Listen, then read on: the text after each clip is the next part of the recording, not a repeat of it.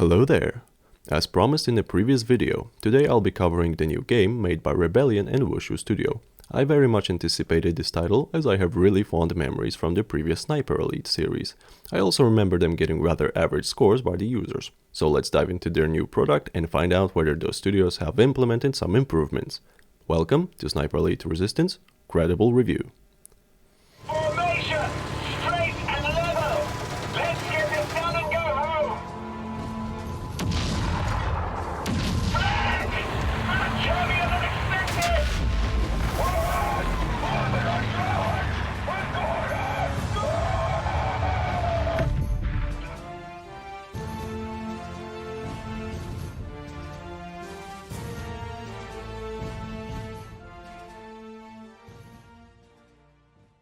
Our new Sniper Elite game offers you roughly 10 hours of main campaign and some multiplayer options for your convenience. At first I want to say that I haven't touched any of the multiplayer content as I do not want to install any additional software that the producers require you to download.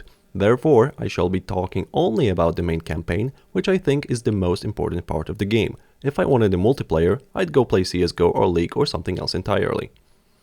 In the current section we'll be talking about gameplay/mechanics.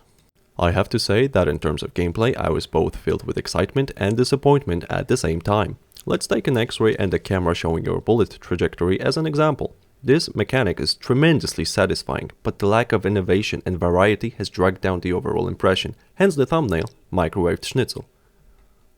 We base on the same utilities and mechanics that were shown in the previous Sniper Elite games. Binoculars tagging your enemies, brief loud moments of airplanes flying by the German base, or thunder during the storm, or the church bell allow you to shoot your target without any repercussions. There's of course the iconic X-ray that is pretty much still the same. No innovation has been put into this mechanic. Don't get me wrong, it's still super satisfying to see the bullet going through the internal organs, but seeing it so many times undiversed is somewhat disappointing, unless you get to shoot the N-word soldier in the nuts.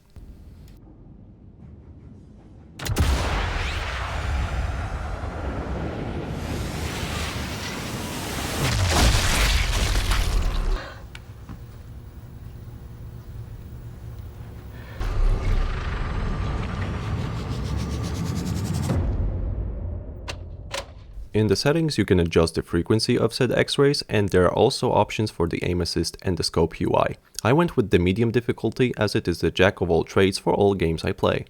In your inventory there's of course grenades, mines, whistle, TNT, everything that I'm pretty sure I've already seen in the previous Sniper Elites. For some reason they give you an SMG, and guess what? I haven't used it a single time. For a game that focuses on stealth, it is rather silly to be using a machine gun or any sort of SMG for that matter.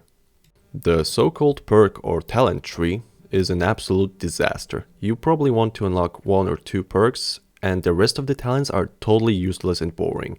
The level ups weren't inspiring at all.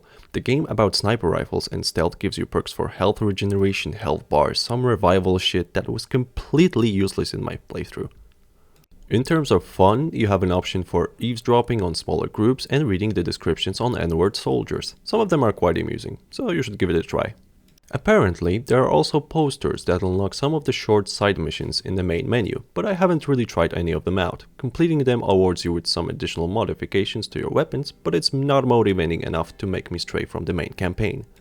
I also want to point out that looking for workbenches will really come in handy, especially in the second mission. The silencer lowers the volume by about 40%, which is actually huge if you're looking for a stealth playthrough. I had to retake this mission because I missed it at my first approach.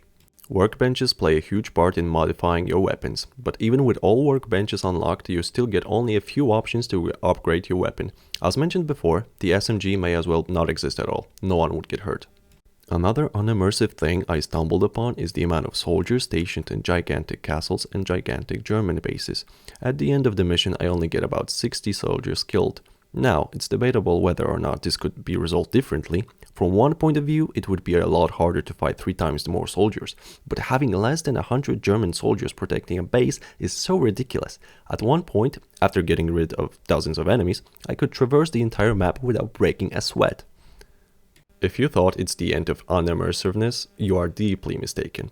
At some point I wanted to review what my equipment could do, and again I've been met with a huge letdown. The TNT I dropped at the feet of my enemies did absolutely nothing. I was expecting maybe some limbs getting torn apart or disintegrated, but no such thing happened. Instead, the bodies got released really high into the air. So I did it once or twice and then carried on with the sniper rifle. Oh, I nearly forgot. You also get to survive a straight shot to the face by a tank. A tank is literally having a hard time killing you.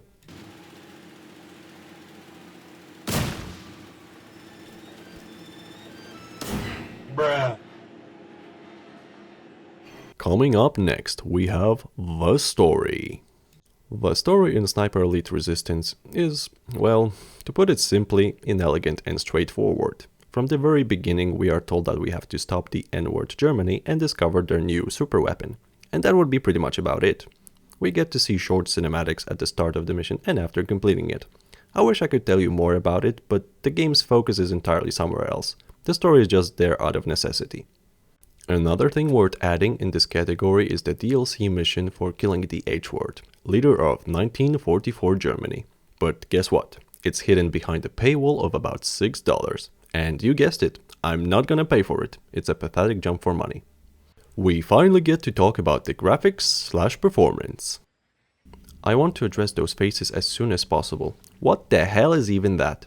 I thought we've already moved past 2010. The faces look so goofy and old, I'm almost happy I get to see them explode. Did I just make a rhyme? Yeah, it seems so. Oh well, moving on. Overall, the landscapes look decent enough. The rifles have very pretty details on them. On the video you don't get to see it, but on my screen the trees and the grass had this weird white outline that gives the illusion of sharpening the image. It looked absolutely awful, but only Flora was affected by that white outline, so I didn't bother myself to change it. Just bear in mind that you may get the same result when you set everything on ultra settings. I haven't encountered a single crash over the span of my playthrough, and the frame rate was very stable. I like to underline that fact in my reviews because many new games on release seem rather glitchy and unfinished. And speaking of glitches, I would consider them being in performance category, so let me just address some of the things I encountered. The soldiers clipping through the furniture, the gramophone floating beside the table, another N-word soldier going rampage at the wall, and some minor issues with aiming that might have been as well an error on my end. Moving on to the last category we have for today is the sound.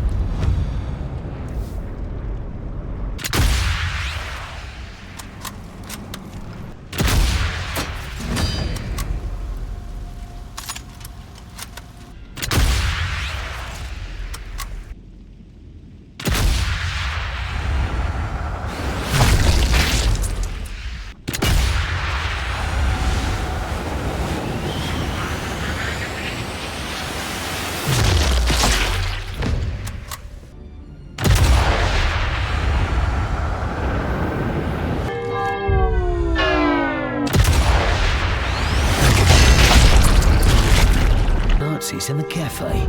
Must be not.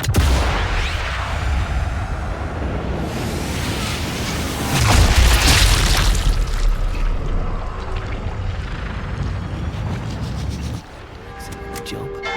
I'd kill for a decent mug of tea right now. The sound of your rifle being reloaded after each shot, the shot itself, are one of the most satisfying things implemented into this game. The voiceover is basic, nothing extraordinary that really stands out. Same goes for the ambience and the soundtrack. There is a nice ominous music playing in the background, but it's not one of those crazy super melodies that you want to search on YouTube to be able to listen to them again. This is just a filler music, nothing extraordinary. And now we have the summary.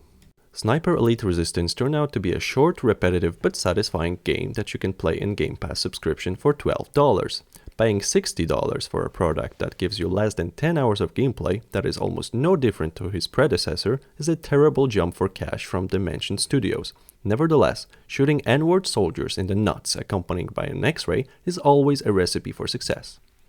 Believe me when I tell you I had more fun with this game than Dynasty Warriors covered in the previous video, but when it comes to giving this game a score, I have to be fair with the amount of work that has been put into those games, and without a doubt, Dynasty Warriors was a more ambitious product. Therefore, Sniper Elite Resistance gets a solid 6 that reflects all average ratings from previous installments. It doesn't surprise you with anything new, it's just a good game to get that dose of dopamine when you get a slow-mo on a headshot followed by some colorful images of splashing blood. That would be everything for today. The next game we'll be covering next is Kingdom Come Deliverance 2. I bid you a very good day and farewell for now.